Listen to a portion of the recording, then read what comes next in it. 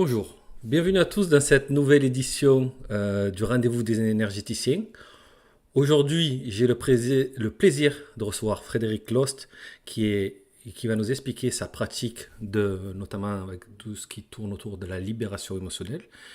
Et c'est avec plaisir que je vous le présente. Bonjour Frédéric, comment vas-tu?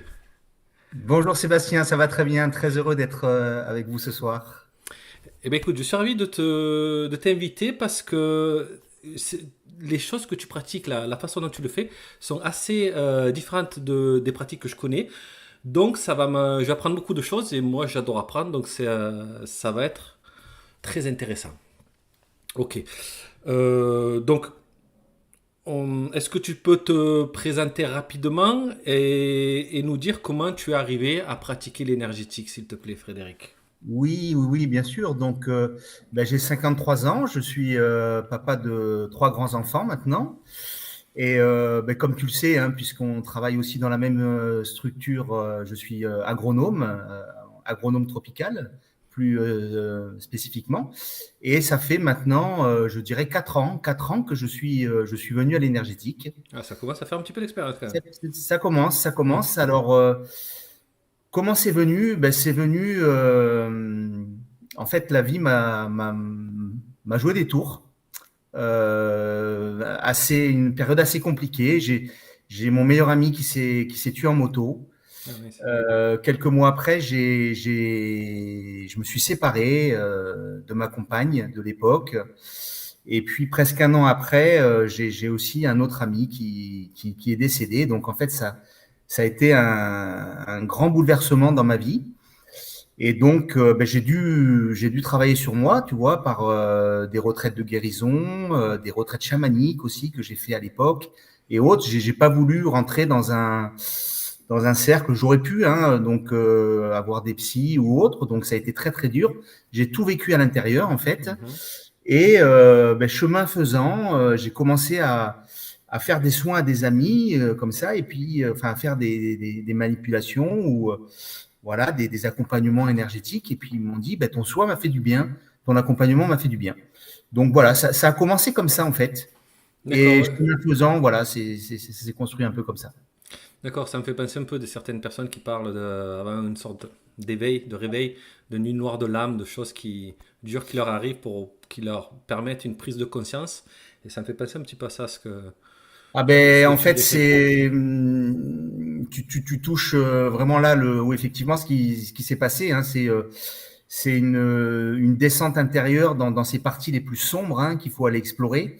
Donc c'est pas facile, mais par contre après c'est effectivement petit à petit un réveil et on se révèle finalement à la personne qu'on est et qui était voilà Et on qui prend conscience un peu plus de comment on fonctionne le prend monde qui nous conscience, entoure. on cicatrise de ses blessures, voilà, et voilà, on apprend à s'aimer surtout, et ça change tout.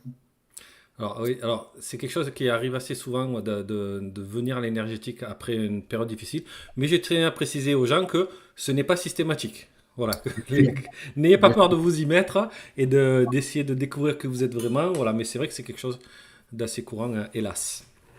Alors, je te remercie comment dire, de t'être Et, livré un petit peu à nous de cette façon-là. Est-ce que tu peux nous dire, au niveau formation, qu'est-ce que tu as suivi comme formation pour arriver à ta pratique personnelle? Parce que chaque énergéticien a sa propre pratique. Il n'y a pas deux énergéticiens qui font exactement la même chose parce que en fonction des formations, comment dire, de notre évolution, on prend ce qui nous intéresse et on fait chacun son propre protocole.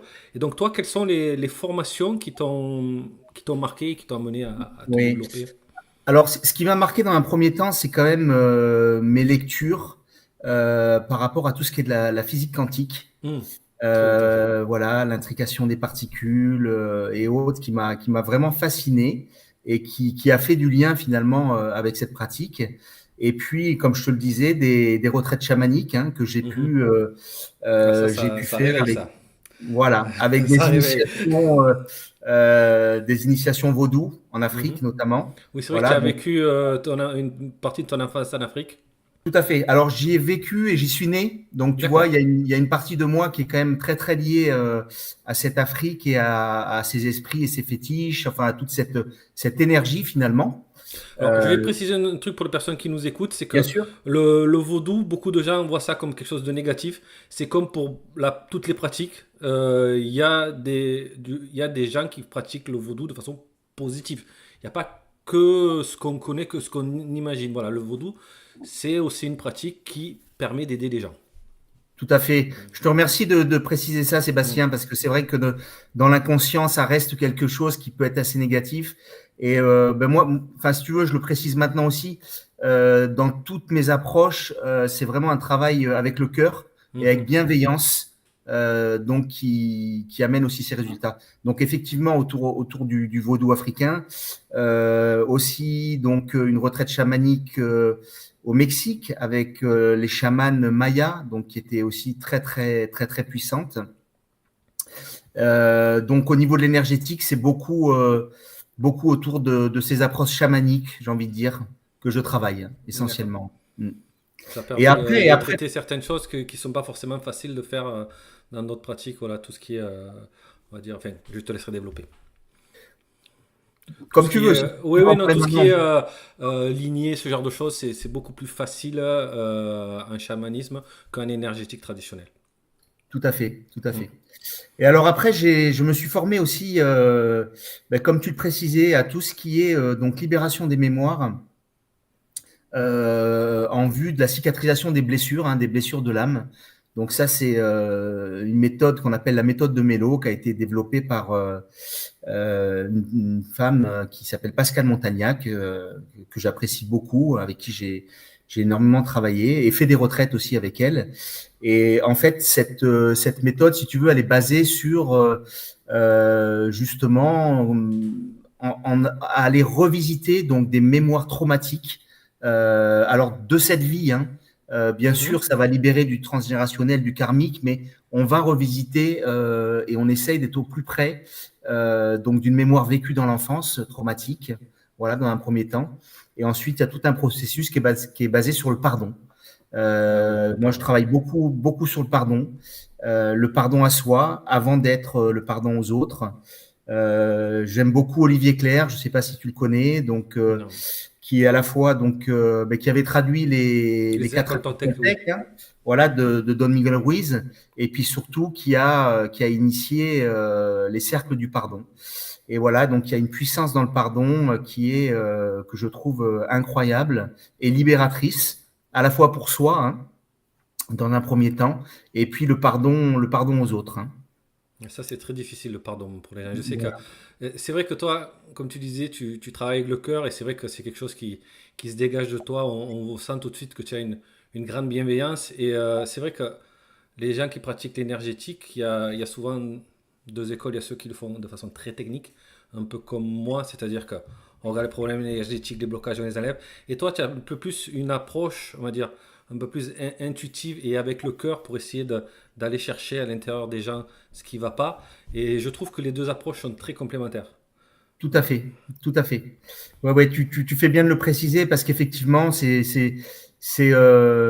quelque chose que je redis souvent, que ça vient d'abord du cœur et d'être vraiment dans la bienveillance et dans le non-jugement, hein, Ah parce oui, c'est qu'on très a, important. comme tu le sais, hein, il y a des personnes qui viennent à nous avec des problématiques très très larges Ah oui, et très c'est grave très des important. fois.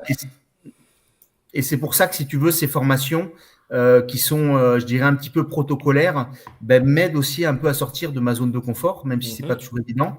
Et, euh, et voilà, et à avoir une autre approche de l'accompagnement, plutôt qu'il soit, comme tu disais, complètement intuitif et canalisé, qui fonctionne bien.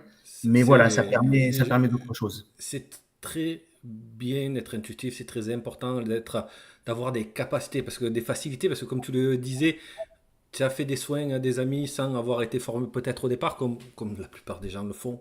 Et tu as vu que tu avais des facilités, mais tu t'es quand même formé. Et ça, je tiens à le dire, c'est important parce qu'on peut très bien faire du bien aux autres parce on est fait pour ça. Mais il y a quand même quelque chose, quelques certaines trucs à faire, de la technique, on le verra quand on parlera de ton déroulé de séance. Il y a des choses à faire avant un soin, il y a des choses à faire après un soin. Et ça, même si on a des facilités, ben, on ne le sait pas. Donc c'est bien de se former et de développer ce don. Voilà, Voilà. Et une autre formation et pratique que je voudrais, mettre en avant. dont je voudrais parler aujourd'hui, c'est la MCI, la méthode causale intégrative, donc Oui. qui est Qu'est-ce que c'est aussi que une ça? approche très intéressante finalement qui propose d'aller détecter et désamorcer Ah oui. les causes de blocage profonds qui se cachent derrière les symptômes. Mhm.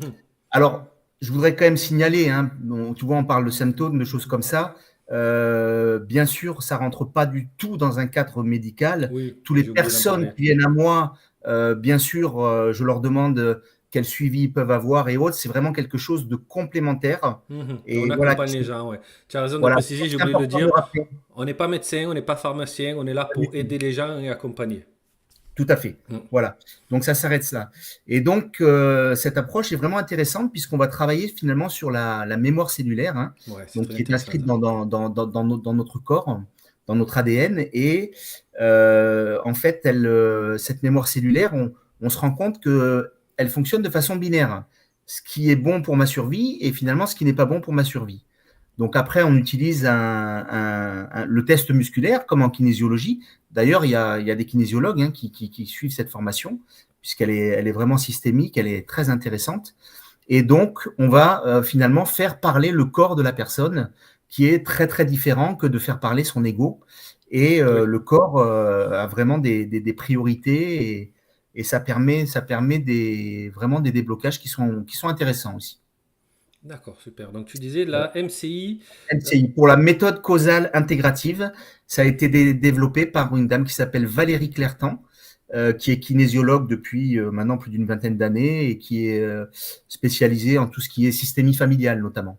Et c'est vrai que j'aime bien l'idée d'interroger le corps de la personne, pas directement la personne, ou interroger l'énergie de la personne, voir comment son énergie réagit. C'est vrai que ce sont des... Parce que les gens souvent se cachent les choses. Et ce que j'aime bien aussi dans ce que tu viens de nous décrire, c'est euh, une chose en énergétique, un des principes, c'est que euh, la plupart du temps, un mot, MAUX, est dû à un problème émotionnel.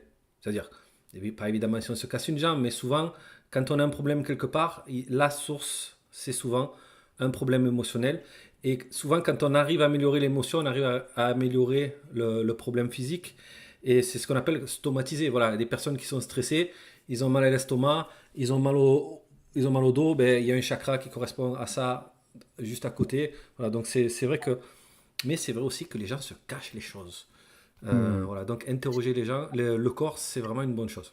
C'est ça, c'est ça. En fait, c'est ce que tu dis est très important, c'est que c'est complémentaire, quoi. C'est Mm. vrai que des fois, avec l'énergétique, on va pouvoir nettoyer, rééquilibrer, aligner, enlever. Mais c'est vrai qu'en travaillant aussi sur cette partie émotionnelle, et pas que, hein, puisqu'on Mhm. on travaille dans ces méthodes aussi sur l'inconscient, hein, qui soit l'inconscient personnel, Bien sûr. familial, le transgénérationnel et le karmique. Voilà, ça c'est vraiment une approche systémique qui est vraiment intéressante. Ok. Tac, tac, tac, tac, je vérifie. Ok. Euh, Est-ce que tu peux nous décrire le déroulé d'une séance quand tu reçois un patient? Voilà, comment tu te prépares un soin, comment se déroule l'accueil de la personne et comment tu termines le soin, s'il te plaît. Oui, oui, oui, Bastien, c'est intéressant. Ben, alors en fait, il y a toujours une phase préparatoire, si tu veux, Évidemment. où je suis donc en conscience sous un mode finalement de protection. Mhm. Alors à la fois de moi et de la personne que je vais accompagner. Hein. Donc parce que bon, voilà, on va pas se le cacher, Sébastien. Les gens qui viennent à nous ont très très souvent portent des énergies négatives en eux. Ouais, Hein. des énergies, ouais. Voilà. Il faut se protéger, il faut ce que tu décris, moi j'appelle ça se centrer. Alors voilà, je trouve que le mot est assez approprié. Mhm. Donc effectivement, avant une séance, je me centre.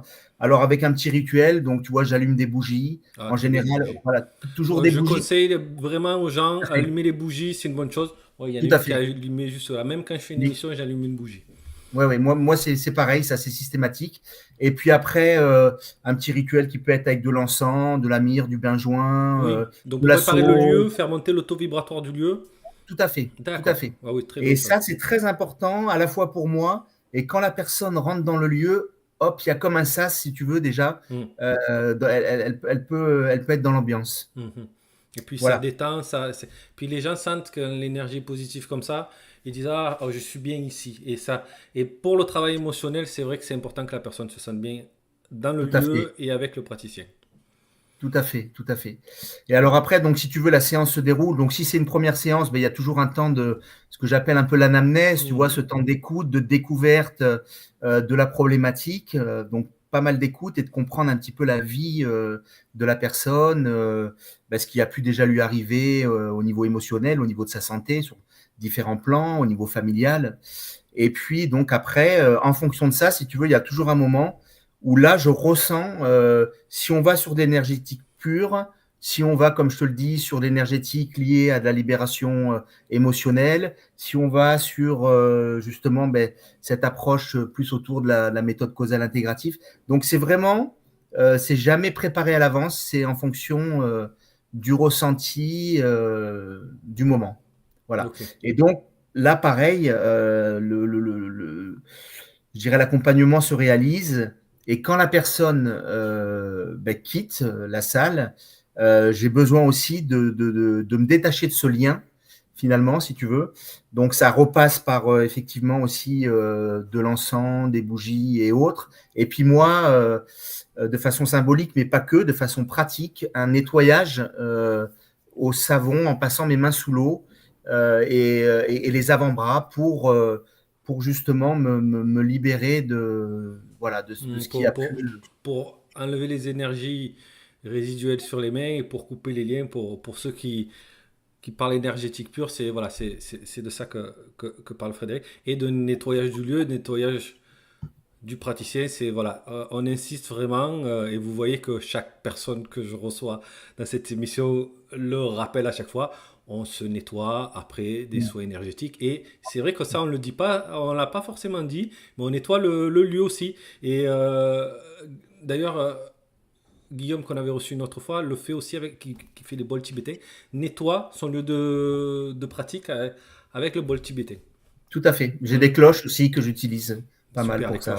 les cloches Ouais. tibétaines, c'est des... Alors, c'est des cloches plus, je dirais, africaines. D'accord, bah oui, bien, forcément. Voilà, Je connais pas. que je trouve sur les marchés et qui sont, voilà, qui ont une vibration très intéressante aussi, quoi. D'ailleurs, les cloches, alors j'ai étudié un petit peu le feng shui aussi. N'hésitez pas à l'entrée de la maison ou à l'entrée du cabinet, au passage de la porte, à mettre ou un carillon ou une cloche. Ce sont des vibrations qui aident aussi à maintenir le lieu, à faire cet effet de sas, comme tu dis. Alors moi, j'ai une cloche thaïlandaise à l'entrée de mon cabinet. D'accord. Ok, ben je te remercie. Est-ce que tu aurais quelques anecdotes à nous raconter, des soins qui t'ont marqué ou où tu as eu des résultats un peu particuliers Écoute, il y a pas mal de choses. C'est vrai que c'est toujours, bah déjà, c'est toujours avec beaucoup d'humilité, tu vois, quand une personne te fait un retour Ah, moi et va j'adore. mieux, hein, Ah, ça, c'est la récompense. voilà, c'est quelque chose. Alors, on n'attend pas ça, mais c'est vrai que c'est intéressant d'avoir un retour. Et quand ça s'est bien passé, avec beaucoup d'humilité, c'est quand même Oui, gratifiant. On est content. Donc, notamment, je pourrais te parler des personnes qui ont des problèmes de peau, tu vois, mm. psoriasis, eczéma, donc qui des Ah, c'est fois, concret. voilà, donc en une séance peuvent avoir vraiment des beaux résultats. Des enfants, tu vois, Ah, des enfants ah, ça c'est angoissés bien que tu qui fasses peuvent mal ça. dormir. Ah oui, ça c'est bien ça. Ah ouais, Donc ça, c'est super, ça fait parce que du ça en bien. Qui viennent énergétique c'est compliqué. Par contre, ouais, c'est bien que tu fasses ça parce que il y a beaucoup d'enfants qui en souffrent et c'est vrai que c'est quelque chose voilà, qui me touche en particulier. Ouais, c'est c'est bien. ça. Les ados aussi, tu vois, avec des problèmes un petit peu d'angoisse, de concentration, de choses comme ça. Donc tu vois des résultats. Et puis bien sûr, la majorité quand même d'adultes, hein, donc qui viennent et qui voient des améliorations, que ce soit là aussi dans leur, j'ai envie de dire, dans leur évolution émotionnelle, voilà, leur capacité, hein, même si on travaille sur de l'énergétique en grande partie, leur capacité à aborder les événements et leur présent avec beaucoup plus de sérénité. Donc ça, c'est toujours un plaisir. Moi, ce qui me fait le plus plaisir, c'est quand quelqu'un ne revient pas et me dit, ben, ça va, je me sens bien. C'est vraiment, Ah oui. c'est super. C'est ça qui, voilà, on se dit, ben là, ben, c'est bien. On a très humblement participé à mettre une petite pierre sur le parcours de cette personne, quoi. Et je dirais même plus, ça donne un sens à notre vie, ça nous fait relativiser. Parce que on a tous des métiers, enfin, des fois, des gens sont stressés, des fois, quand tu aides quelqu'un et que cette personne te dit je vais mieux, ou même, parce que des fois, on arrive à aider des personnes qui sont dans des états graves et que tu te dis, ah, ce que j'ai fait là, ça va compter pour cette personne. Ça te fait relativiser ce qui peut t'arriver après à côté. Tu dis, oui, mais ça, c'est pas important. Tout à fait. Tout Ce à que je fait. viens de faire là, c'est important, ça compte. Comme tu le dis, en toute humilité, mais moi je sais que ça me fait du bien de me dire, voilà, maintenant dans ma vie, je fais des choses qui importent et qui apportent aux gens. Voilà, c'est une récompense parce que c'est pas l'argent qu'on gagne quand on fait de l'énergétique. Voilà, c'est des choses qui ne sont pas remboursées. Voilà, mais le fait de, voilà, ça fait relativiser tout le reste. Tout à fait. Tout à fait. Ok, alors je vais voir. Si vous avez des questions dans le chat, c'est le moment. Pour l'instant, je vois pas de questions. Je vais en profiter. Donc, est-ce que tu peux nous dire où tu pratiques, dans quel secteur? Alors oui, donc moi j'ai mon cabinet à Clapier, Donc, c'est dans donc l'Hérault. juste au village dans l'Hérault, oui, au nord de Montpellier. Et donc je pratique depuis le Covid pas mal aussi à distance, puisque Ah j'ai oui, évidemment. des personnes de toute la France, même du Canada. Enfin, donc c'est plus quand même la francophonie, Oui, mais évidemment. voilà, c'est D'accord. Donc, voilà. s'il y a des personnes intéressées, il y a l'adresse du site qui est affichée sous Frédéric, libratoire.fr. Donc, n'hésitez pas à le contacter. Donc je vois que l'on n'a pas de questions. Donc écoute, on va clôturer là, à moins que tu aies quelque chose de particulier à dire. Non, juste remercier Sébastien là, de Je t'en m'avoir prie, donné cette c'est moi qui te opportunité. remercie. C'est toujours sympathique de pouvoir échanger un petit peu sur ces pratiques. Et voilà, de toute façon, en plus, c'est un processus continu. On continue toujours à Ah, découvrir des choses par rapport c'est à, par clair. rapport à nos pratiques. Donc ça, c'est très sympa. Ok, ben, encore merci d'avoir accepté l'invitation. Tant pis. Donc, je vais vous dire à tous, je vous remercie d'avoir suivi cette émission. Je vais faire une pause là pendant les vacances. Donc, la prochaine émission sera en septembre avec... ah, comment ça s'appelle? Ah, zut. Bon, j'ai zappé son nom. Une femme très lumineuse, très bienveillante qui pratique le Laoshi. Elsa. Elsa, voilà, elle s'appelle Elsa. Donc, je vous donne rendez-vous en septembre avec Elsa. Et merci à tous d'avoir suivi cette émission. Au revoir. Au revoir. À bientôt, Sébastien. Au revoir.